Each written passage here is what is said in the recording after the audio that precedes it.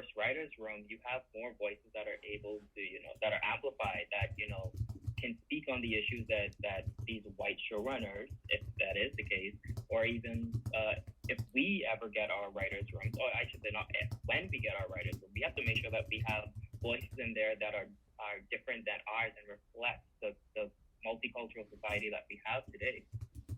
Yeah. I mean, again, I don't want to sound like the old man on the mountain, you kids today have no idea. But, no, I think it's wonderful. I think it's amazing that we've got to this point where, people like Maureen Brebner, who I've worked with, and she's amazing. Like, she's such a really good person who she's there to foster people of color and to make sure that she has a diversity in her writers' room, and she listens to people. That's so great, because back in the day, I have walked out of writers' rooms because I was the Black person who was there because they just needed to have a Black person in the room, and I was not expected to speak.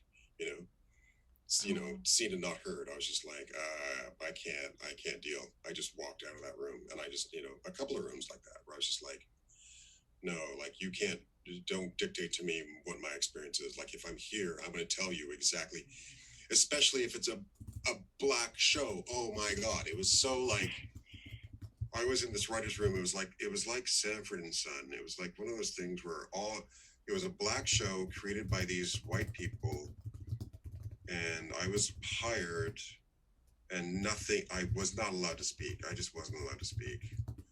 And I was just like, what the fuck am I doing here? And the producer, the showrunner, was just like, and the showrunner turned to me and said, you have no talent. The only reason why you're here is because you're Black. And, so just write, I will tell you what to write. And so she literally told me how to write for a Black person. And I was just like, just give me the check, man. I was just like, yeah, whatever you say. Just give me the check. That's fine. It's a big check. It was like, okay, I'll take the check. It's fine. I want to take some questions from people, but I'm not sure. Do we have a moderator who can take questions from people?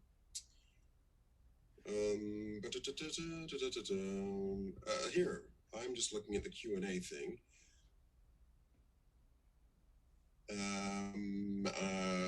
Do we think American audiences will have trouble digesting people who waver from stereotypes? I'm not sure I'm not sure what that means, Adrian. There is definitely an increase in diversity and inclusion in the industry. But in your opinion, is that diversity still too limited? I'm thinking about the Netflix Black person who's usually mixed white and Black. Okay. Do we think American audiences will have trouble digesting people who waver from stereotypes? Oh, okay. So I think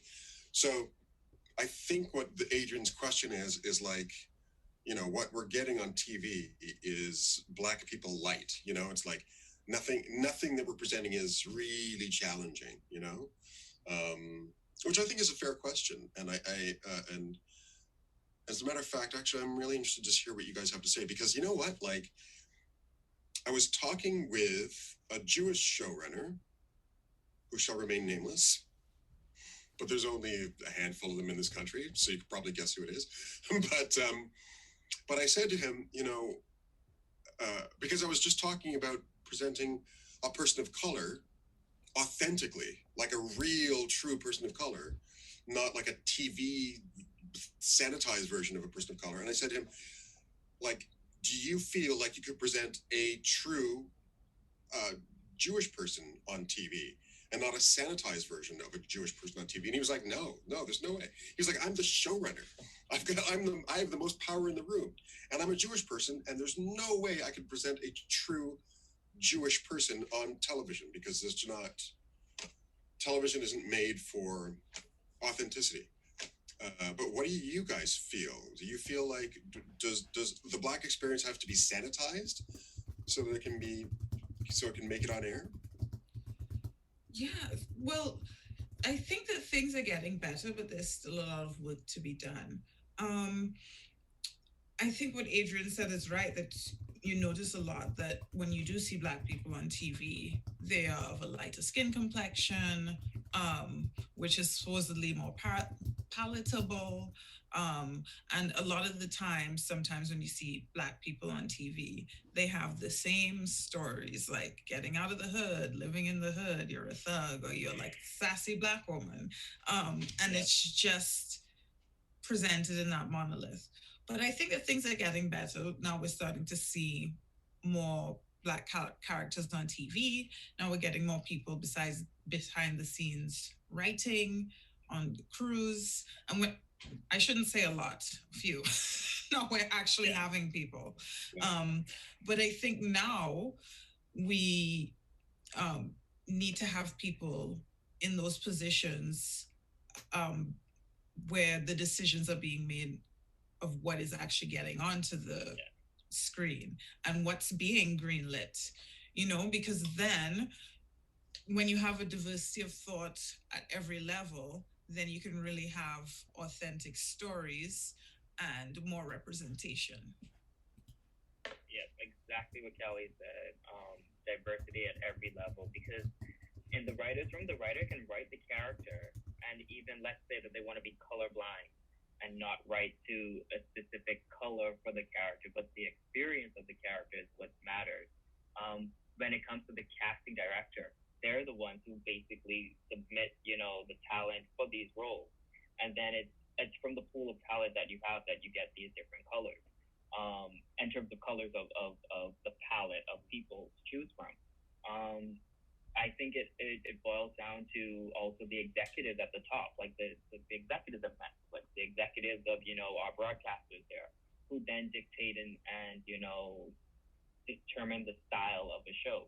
The showrunner has so much power because after it goes to the executives, that it's out of their hands. So I think Mm-hmm. it's crucial that at every level of decision making for the film, that or for the shows, that we have people of color in those positions. And in terms of like the light skin, there's always this light skin versus dark skin. And I remember like growing up, it was always a thing. Like because I was light skin, I got more privilege than dark skin people back home. And it wasn't any fault of my own. It's just my parents just happened to be light skinned. And I think it's important that we now uplift our brothers and sisters who are darker skinned, because they I always think of like the Academy Award speeches where all of the actresses and actors who are getting these awards, like the Denzel Washingtons, the Halle Berrys, and they're always saying the little girl who looks like me or the little boy that looks like me. It's important that we do that for the next generation. You know, I think that's what we have to really aim for, to make sure that all palettes, all voices are heard. When it comes to the film and television industry, all Mm-hmm. stories are told from like the whole gamut of colors that are available. Mhm. I and this is actually going off another question from an attendee. Like, let's say you're in a writer's room and the showrunner just says something like inappropriate, not like using the N word, but just like like Callie, we're gonna have this black woman, and she's gonna have a weave, and she's gonna get in an argument, and she's gonna say, "Hang on to my weave." And so, could you just write that for me? So, like, let's say, like, and it's just not something. It's like just some white guy's image of what black women are, based on something that he saw on TV, and it's not true. And how do you communicate to that person? Yeah, I'm not going to do that. Like, because yeah. What would you say?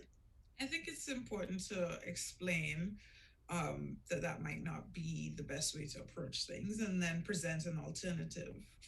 Mm-hmm. That's very polite of you. Diplomatic. Well done. Because ultimately, like, I go off. I can't hold back. Like, there was a story recently in the news about this woman of color at Dorito Hall who basically sent around an email saying, "Hey, you know, after this Black Lives Matter movement, like we should just support Black Lives Matter, and she was fired for sending around this email. Meanwhile, a white colleague said, "Hey, we should care about Black lives," and he's applauded or whatever. And I find it hard sometimes to suck in, you know, suck in my rage and to just be polite about things. But I guess you just have to be. Like, if you're hired for the job, if you're taking their money, then you have to accept what they're giving you. Well, no, I'm sure everybody has a line that they everybody should have a line that they're not going to take anymore, and that the money isn't worth your integrity. But if it's, I feel like a lot of the time, in my experience, because as you've been explaining to us, your experiences have been a lot different. But from the small experiences that I've had, people, even if they say something that might be inappropriate, aren't coming from a bad place necessarily sometimes. So then I would explain and, as I said, present an alternative. But if somebody's just being off the handle racist, I would like have a line and be like, I'm not doing this anymore. Luckily, I've had the privilege of working with Maureen, and her consciousness in terms of presenting people of color, like, her show is about showing, death. And she's very, very cognizant of people of color and how, if they are the person who's deceased, the decedent, she's very conscious of how we portray them in the show, because she doesn't want to desensitize society to seeing a dead person of color. Which it wasn't until when I was in the writer's room that I learned this, and like seeing her like up close. And to me, that was just prolific to see a white showrunner very conscious about how people of color who are, going to be, murdered in some cases, or, a car crash, very conscious of how they're depicted. And I think that goes to show in terms of just education and empathy, because I think at the end of the day, the next generation is learning from us. And so we have to be the gatekeepers for, making sure that they see a reflection of the world that they live in. And also, I wouldn't say a fantasy version of it, but you want to see, sometimes TV is an escape from reality, right? So sometimes you don't want to see the violence, and you don't want to see, the gratuitous, scenes. Sometimes you want, the laughable moments, you want the enjoyable moments. And if you see like an array of color of people, I think that helps. I think that helps for the conversation that we're trying to land. Like, we're all the human race. Unfortunately, yes, there are racist people out there who, have, different views than us. But for the most part, when you're the showrunner, when you're the writer, when you're the creative in the room, it's important for you to speak up against issues that, would try to depict the stereotypes, the annoying stereotypes of Black people or people of color, and Indigenous people as well, Yeah. And you know what, like, you guys, again, I don't mean to be that old man on the mountain, but you guys are so lucky. The first 2 writers' rooms I was ever in, I was just yelled at. I was just yelled at. And people were just saying things that are really inappropriate. And one of them was a person of color, too, which I'm not going to mention who it was.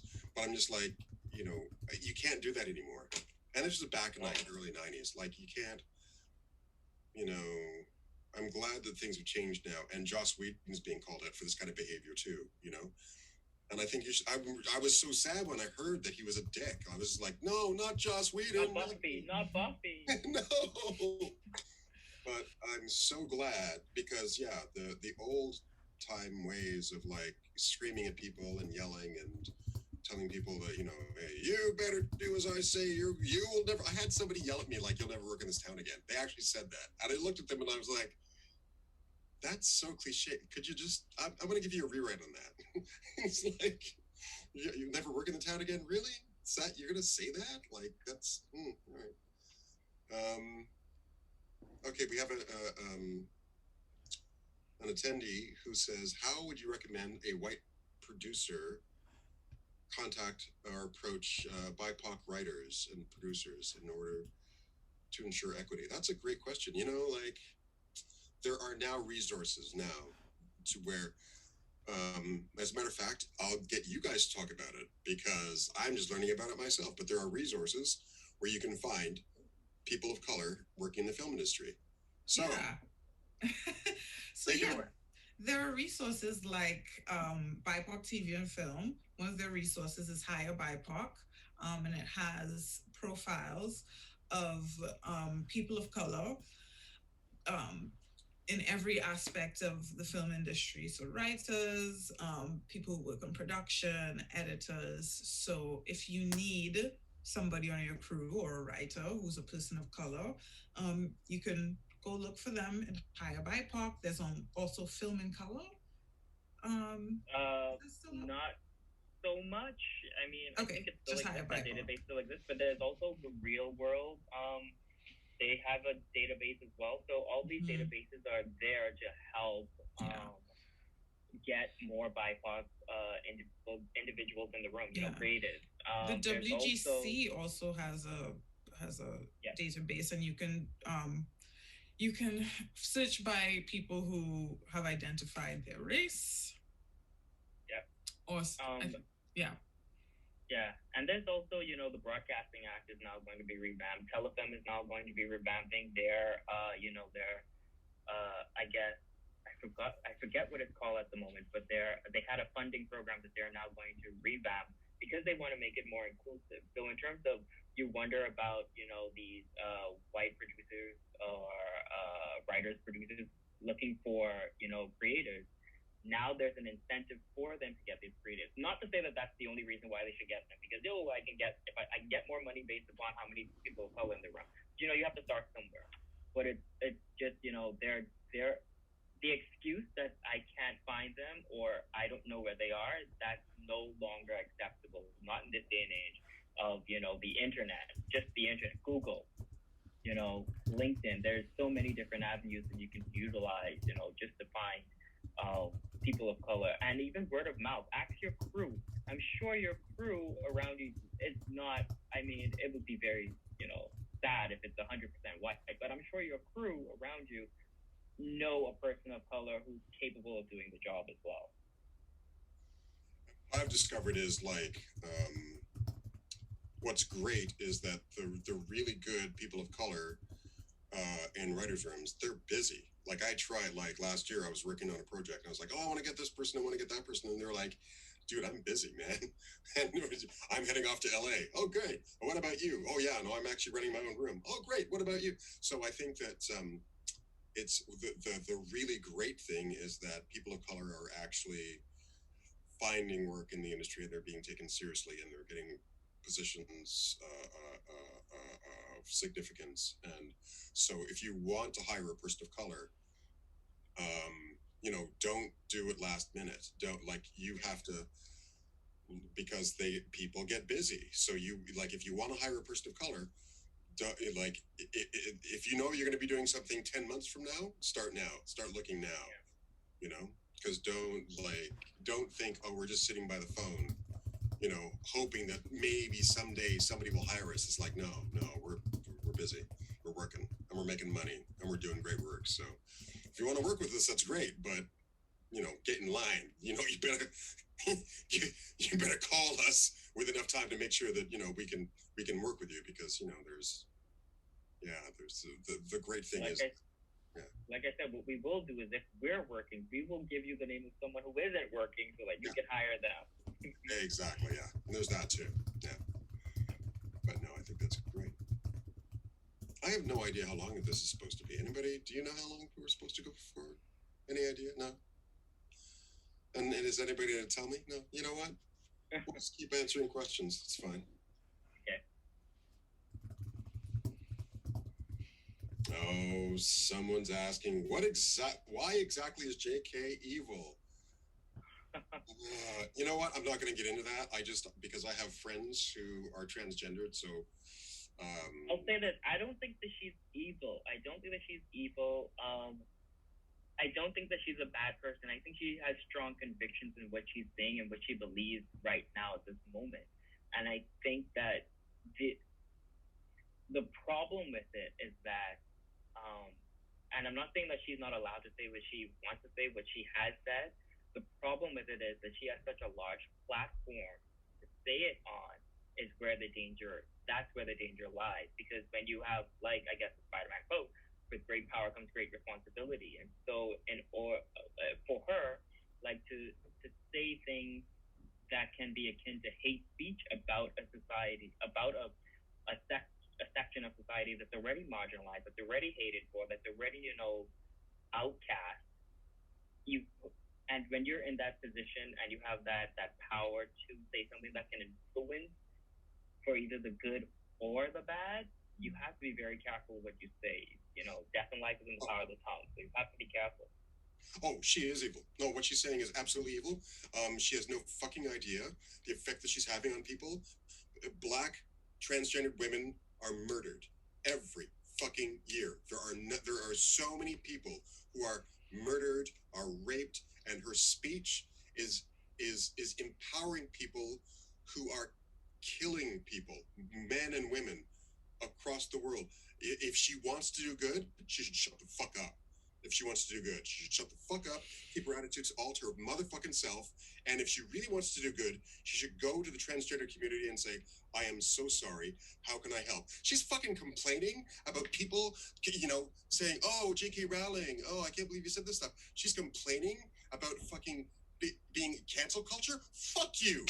Fuck you, motherfucker. People are fucking dying and you're complaining about someone tweeting about you? Fuck you. But I'm sorry, J.K. Rowling can go to hell. And I'm being really sort of I'm trying to hold it back. But to that end, as a writer and as someone in the public eye, let's talk about this. Let's talk about, like, do you keep your opinions to yourself on your Twitter account? Do you keep your opinions to yourself on your, what do you think about writers like this thing that's happening with the woman on The Mandalorian, right? Tweeting about, if you're a right-wing person, it's just like you're a Jewish person in the Holocaust or whatever. Like, what do you think about cancel culture and that stuff? What do you think? Well, while people have a right to their opinions, other people also have a right to their opinions about your opinions. So when you're out there talking about things, and especially businesses, they have the right to work with you or not. And if people don't want to work with you because they don't agree with what you said, that's their right. So, yeah, and especially hate speech that can affect people in such a fundamental way, can affect their lives, can affect their safety. I think it's really irresponsible, especially for people with huge platforms, to engage in hate speech, other than it being morally wrong and corrupt. I think if you're going to add more problems and more help, don't say anything. In terms of, like, political views, I remember, like, there's and it's not even about being political correct. It's not even about being diplomatic. I think if you have a view about something, I think you should always think, what are the repercussions of what I'm about to say? First of all, think of the damage that this can incur. Think of the help that this can possibly incur. If it's not going to help someone, don't say it. And if you think that it's helping someone because this is your opinion about something, remember, it's an opinion. Opinions can change, facts can't. So is it a fact or is it an opinion? I think if you guide yourself by that, I guess, lighthouse, is it a fact that I'm going to say right now, or is it an opinion? Is it my personal belief, or is it something that, is it something that I can't even say the gospel truth, because, there's the whole thing about the gospel not being true. So it's that notion of, and it's not even fan service, because some people say, oh, I'm not going to say anything because my fans are going to get upset. No, I think it's more so, is this the right thing to say in the moment? And is this something that's going to have repercussions in terms of damaging people's lives? Like you said, Andrew, in terms of, like, is it going to cause harm to people and their livelihood, to their actual life. If it's something that's going to impact them negatively, keep it to yourself. Even don't. I would even be as far as to say, don't even share it amongst your friends. Don't even say it out loud. Don't even write it in a book. Keep it to yourself, because no one can extract that thought from you. But it's good. It's good when these things happen, because then it exposes who people really are, right? Yeah. And I also think that some opinions I'm willing to die on a hill about. Like, there's some things that I just believe that I will communicate to the world, and if people don't like what I say, then that's fine. And if it affects my career, that's fine. You know, like, I think that there's certain things, and I think that that's like the woman who was just fired from The Mandalorian. I think that that's her attitude as well. I mean, I think when she went on Twitter, she wasn't like, oh my God, I wonder what's going to happen. She's like, no, this is what I believe, and I'm willing to lose my job because of this. And if that's true, then you've got to be willing to lose your job because of it, you know? Like, if my spouting off about J.K. Rowling, if that cost me a job, it's like, well, then that cost me a job. I honestly think that she should be more concerned with donating money to young transgendered people to stop them from committing suicide. Like, do that, you know? Put some money into helping people to save their lives instead of going on Twitter and complaining about whether you feel safe in a bathroom or not, you know? So if people don't like what I just said, well, I'm willing to die on that hill. That's fine. Oh, it's totally understandable. What she said was not acceptable in any regard.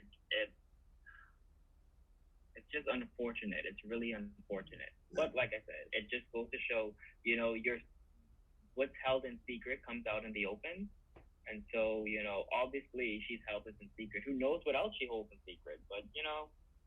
Twitter is a great tool in that regard, where it gives, the itchy finger the chance to type and spill it all, Yeah.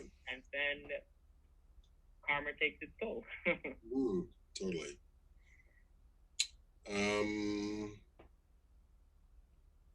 Oh, that's an interesting question.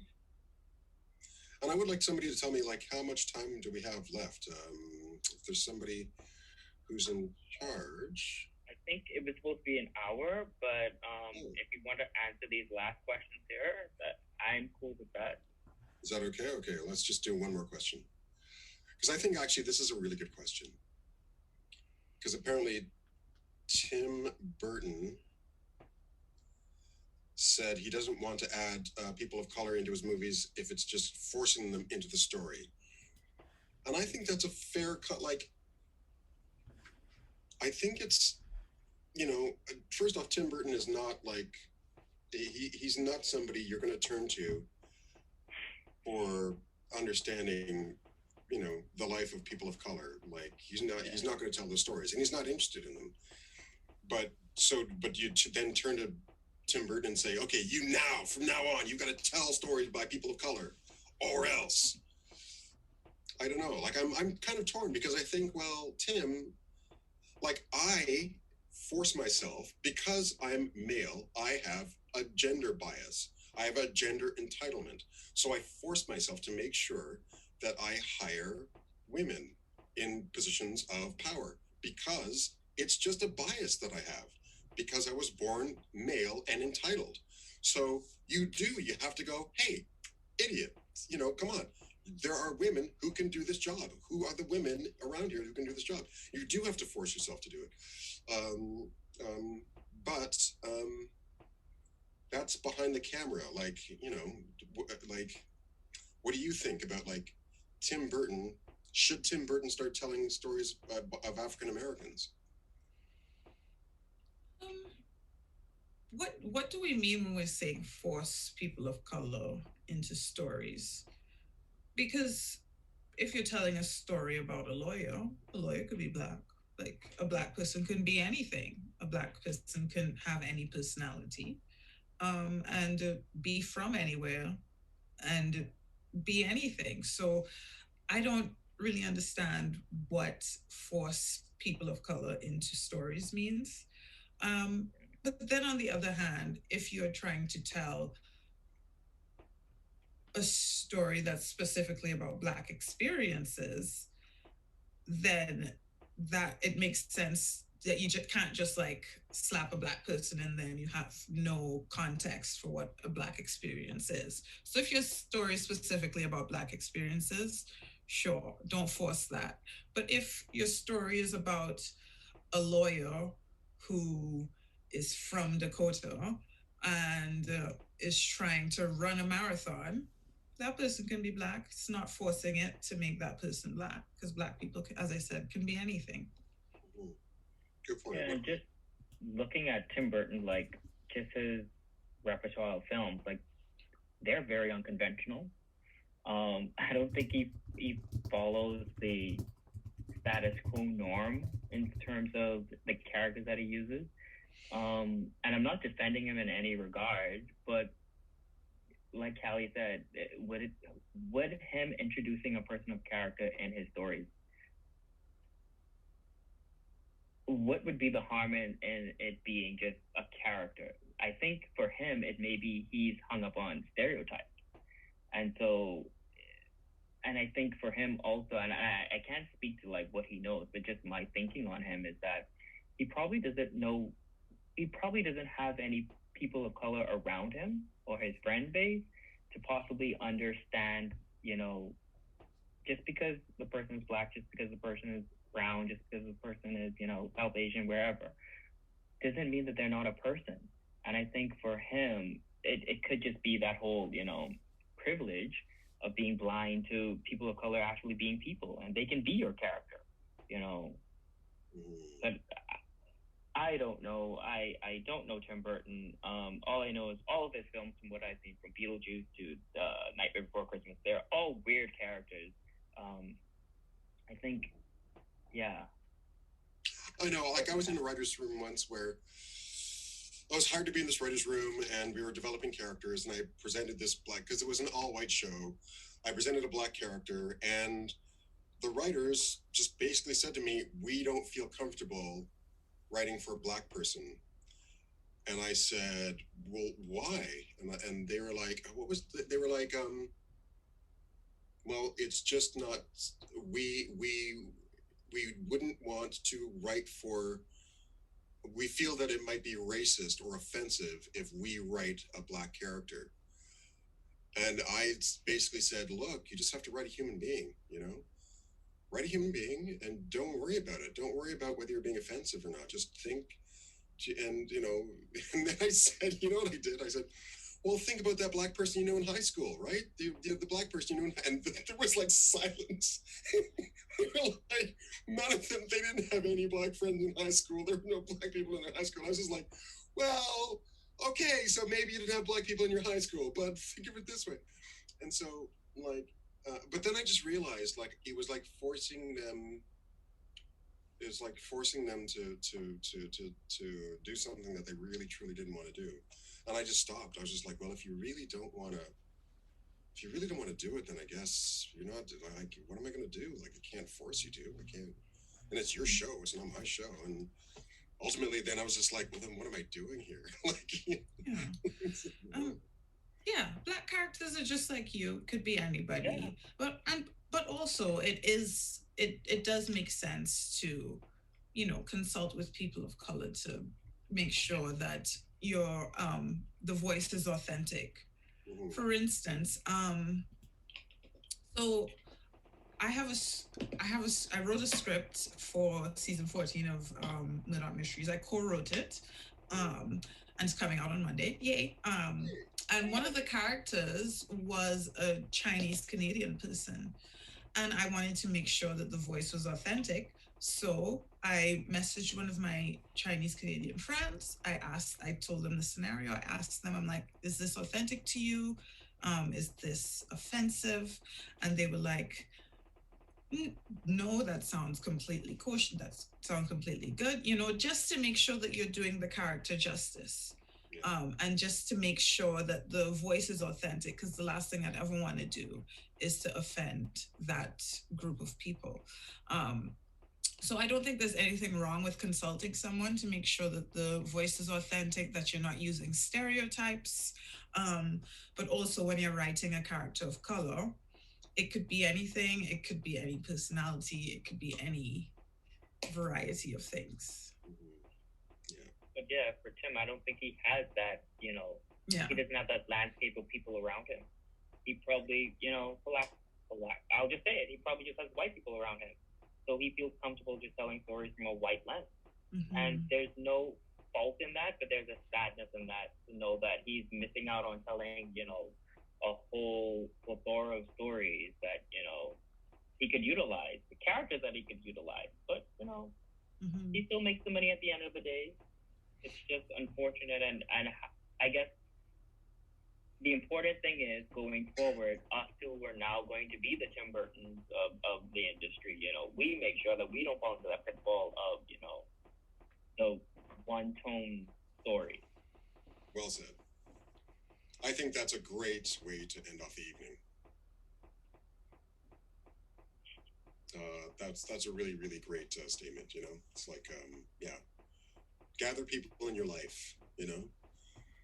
So just gather people around you from all different parts of the world, and that will augment your storytelling. You just won't, you can't help but let it affect the way you communicate the world around you. Great. So thank you so much, guys. Thank you. Thank you too. Yeah, this was really great.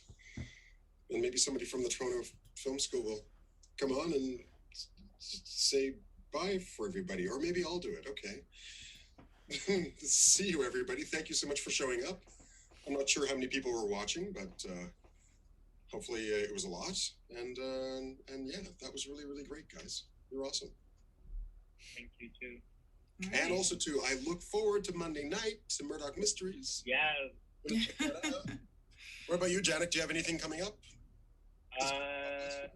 Nope. Just continue watching Coroner season 3 on CBC Wednesday night at 8. Yeah, you can see all fun and just think of me. And if you want to look at Coroner, the last season of Coroner, maybe you might want to check out my CBC episode. Gem. Yeah, just check out CBC Gem. I had a nice little episode with season 2. Yeah, season 2. Yeah, exactly. Yeah. A lot of fun. It was a lot of fun to do. Okay, great. Well, thanks a lot, guys. You're welcome. Have a good night, Thank you. guys. Have a good night. Bye. Thank you.